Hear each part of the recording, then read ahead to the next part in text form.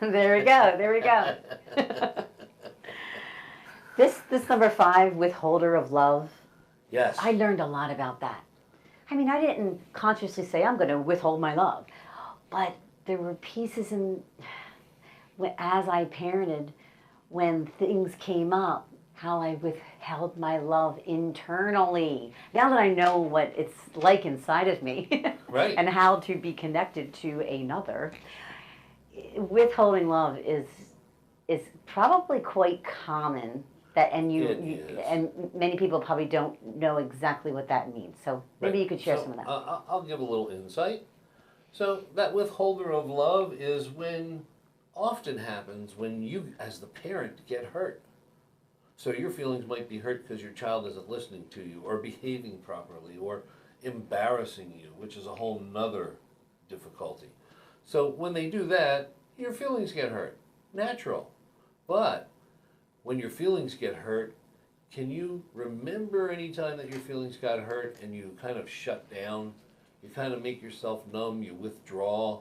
Well, when you do that, your child feels you withdraw your connection from them.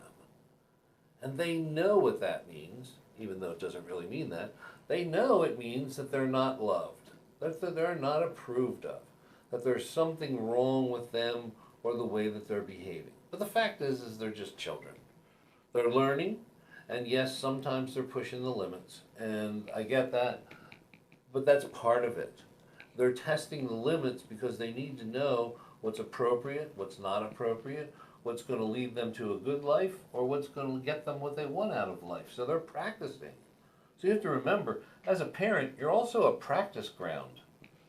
You're the place where your child is trying to figure out what works. Well, if I manipulate mom this way because she manipulates me that way, I wonder if it works. If I suck up to dad because that works, then I wonder if it'll work with my teacher. And so they're practicing with you. So understand that there's a certain beauty that they're coming to you first, and I know sometimes it'll be frustrating, maybe even annoying, but they're practicing to see what works in the world.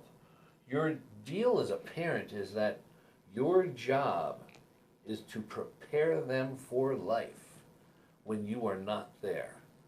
It's not to always be there for them. It's not to make sure that they're always okay. It is to make sure that by the time they leave your house, they have all of the skills, all of the talents, all of the education necessary about how the world and the culture they live in works for them. This is exactly when the withholder of love thing happens. When your child's behavior hurts you. This is exactly when it happens.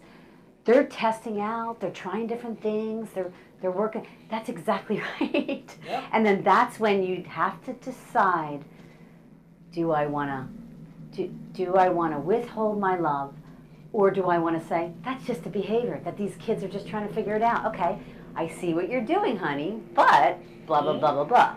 And don't take it personally. That's when people say, don't take it personally, and they don't really get it. Yeah. Well, this is what it is. You believe that their behaviors are them. They are not their behaviors. That was huge for me to understand that one. It really was. Now, we're getting near the end of the show, so I want to run through the few that are left that we didn't cover here. Okay. So I want to go through. We've got the passive parent who really doesn't do much or really kind of lets things be or lets the other parent handle it. Wonder why their child is misbehaving or acting out or has no social skills, because they didn't parent them. They were afraid to parent them. Most of the time they're passive because they're afraid of the results or the confrontation with their child. We have the disciplinarian, the one that's the authoritarian, the one that just wants to make them do it and force them to do it. Control by fear, yeah, the whole thing. We have the overtalker, blah, blah, blah, blah, blah, blah, blah. The kid totally That's all the child hears. Yep. Shuts them out, doesn't even hear them. Yeah, And whatever. all he hears, blah, blah, blah, blah, blah, again. Then we have the liberal parent. Hey, you do anything you want. It's a free world. It's a free life. Be free. It's okay. Guess what? Woodstock, they're having another Woodstock. Let's all go and hang out for 3 days. Well, that was close. That's the We liberal. already talked about the smothering helicopter parent. Yep. We also have the dependency creator Oh, yeah, parent. the guilt tripper, the Yes. pity party, yeah. Yep, that's the one that just is always making the child feel responsible for the parent's feelings, trying to fix the parent's emotions. Did you ever feel that? I wonder if you ever felt any of these. Your parent blabbed too much, they were too bossy, they were always trying to con you into doing something, or they yelled at you to make you do it.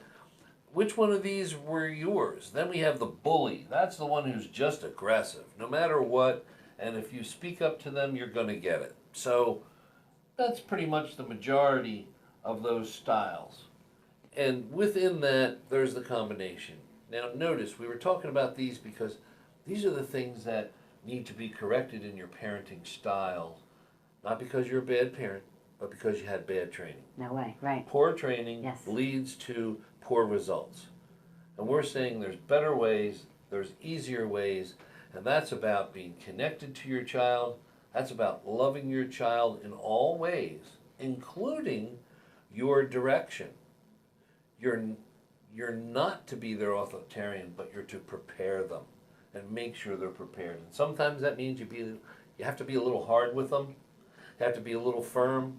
You're not always real nicey nice and sweetie sweet, and you sometimes need to say, hey, sit down, knock that off, that's inappropriate, now let's talk about what's going on.